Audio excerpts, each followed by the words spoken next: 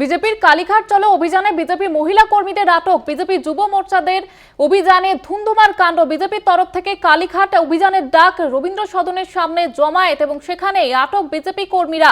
আপনারা জানেন সকাল থেকে আজকে এই পরিস্থিতিকে ঘিরে পুলিশ মোতায়েন ছিল শহর কলকাতার বিভিন্ন জায়গায় এবং বিজেপির যুব মোর্চার যেমনটা অভিযোগ তোলা হয়েছিল তাদের তরফ থেকে যে যোগ্যদের চাকরি যাওয়ার জন্য দায়ী রাজ্য সরকার, ফলে পুরো দায় মুখ্যমন্ত্রীকে নিতে হবে। বিজেপির যুব মোর্চাদের অভিযানে রীতিমতো ধুন্ধুমার কাণ্ড। সেখানে রবীন্দ্র সদনের সামনে জমায়েত, আটক বিজেপি কর্মীরা এবং পদ্ম শিবিরের কর্মসূচি ঘিরে আপনারা জানেন সকাল থেকে মোতায়েন ছিল পুলিশ। 30 ডিসেম্বর 2024 এসএসসির চেয়ারম্যান সিদ্ধার্থ মজুমদারের সঙ্গে দেখা করতে চাই। তিনি দেখা করেন, তার সচিব দেখা করেন। 7 জানুয়ারি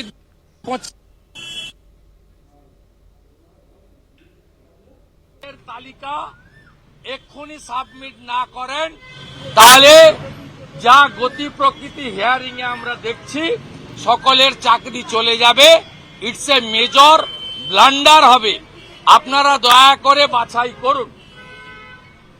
তারা সেদিন শুনেছেন, অসহায়তার কথা বলেছেন। এবারে আপনি বলবেন যোগ্য কারা অযোগ্য কারা। প্রথমত ওএমআর নষ্ট করেছে, এরা পুড়িয়ে দিয়েছে। গাজিয়াবাদ থেকে সিবিআই ওএমআর পুনরুদ্ধার করে তারা হার্ড ডিস্কের মাধ্যমে ওএমআর পুনরুদ্ধার করে তারা প্রকাশ করার ফলেই আজকে যে বঞ্চিত যারা হলেন, ক্ষতিগ্রস্ত যারা হলেন, বুক বাজিয়ে যে বলতে পাচ্ছেন আমি যোগ্য, এই কথাটা তারা বলতে পাচ্ছেন সিবিআইর জন্য। নরেন্দ্র মোদীজি প্রধানমন্ত্রী আছেন, তাই সিবিআই এই কাজটা করেছেন, সিট এই কাজটা করেছে। নইলে আজকে এদের অর্থনৈতিক বিপর্যয়ের সাথে সাথে সামাজিক বিপর্যয়ও নেমে আসতো। হয়তো কিছুটা নেমে এসেছে, কিন্তু আজকে তারা যোগ্য বলতে পাচ্ছেন ডিউ টু সিবিআইর হার্ড ডিস্ক এবং ওএমআর এর জন্য। আমরা মুখ্যমন্ত্রীকে কতগুলো প্রশ্ন করতে চাই।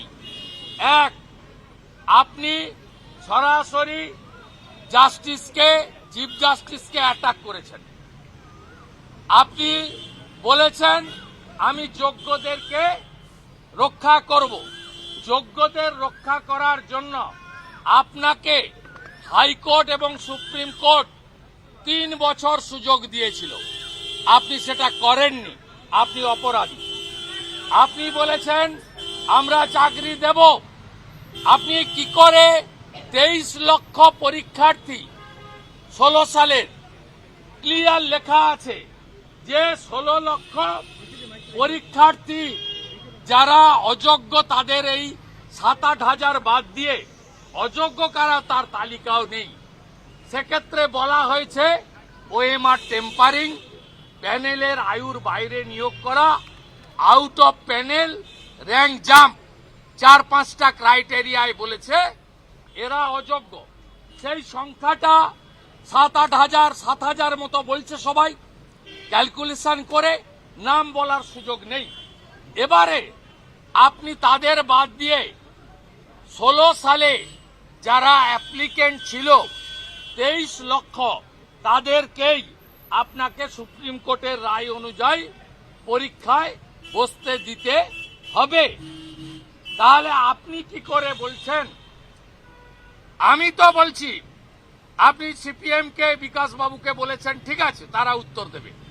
আপনি বিজেপিকে বলেছেন যে আপনারা বিজেপির কথায় বিশ্বাস করবেন না।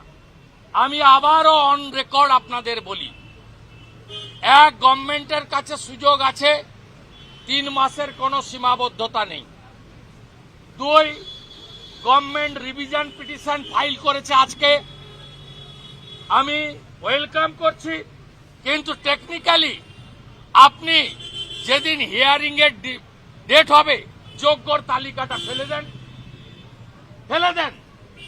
আপনি বলছেন আমি যোগ্যদের পাস দিয়েছি, যোগ্যরাই ভিতরে গেছে। আমি মুখ্যমন্ত্রীকে বিরোধী দলনেতা হিসেবে আপনার কথার ভিত্তিতে আমি আপনাকে অনুরোধ করি, দাবি করি, আপনি যে রিভিশন পিটিশন করছেন, আজকে এসএসসি করেছে, আপনি সুপ্রিম কোর্টে যোগ্য তালিকাটা ফেলে দেন, তাহলে বাকি অযোগ্য দুধ আর জল আলাদা হয়ে যাবে, তাহলে যোগ্যদের সমস্যা থাকবে না। আমরা এটা আপনার কাছ থেকে আশা করি। আপনি যদি যোগ্যদেরকে তালিকা না দিতে পারেন, সুপ্রিম কোর্ট ভারতবর্ষের সর্বোচ্চ আদালত, সুপ্রিম কোর্টে আপনি যোগ্য তালিকা না দিলে আপনি প্যারা 44, প্যারা 28 ক্লিয়ার বলেছে যে আমরা এখান থেকে বাঁচতে পারলাম না due to non cooperation of the school service commission, West Bengal government. এইটা প্রিন্টেড আছে অর্ডারে। আপনি দ্বিচারিতা করে আজকে কোন বঞ্চিত লোক, তারা তো এই পয়েন্টগুলো বলতে পারত। আপনি নিজে বলেছেন আমি লয়ার, আমি দাবি করব, অনুরোধ করব সুপ্রিম কোর্টে যোগ্যদের হয়ে আপনি প্লি করুন। আপনি ক্যালকাটা বারের মেম্বার, মুখ্যমন্ত্রী, আপনি মুখ্যমন্ত্রীর চেয়ার পদকে সরিয়ে আপনি আজকে বলেছেন আমি অনেক কেস লড়েছি। আমি অনুরোধ করব আপনি সুপ্রিম কোর্টে গিয়ে লয়ার হিসেবে যোগ্যদের পক্ষে যোগ্য তালিকাটা হাতে নিয়ে সিবিআই হার্ড ডিস্কের মাধ্যমে যে ওএমআর বের করেছে, যে একাডেমিক আছে, সেটা নিয়ে গিয়ে বলুন আমি লয়ার মমতা ব্যানার্জি এসেছি, আপনারা এই যোগ্যের তালিকা এদেরকে আপনি মহামান্য হুজুর কনসিডার করুন।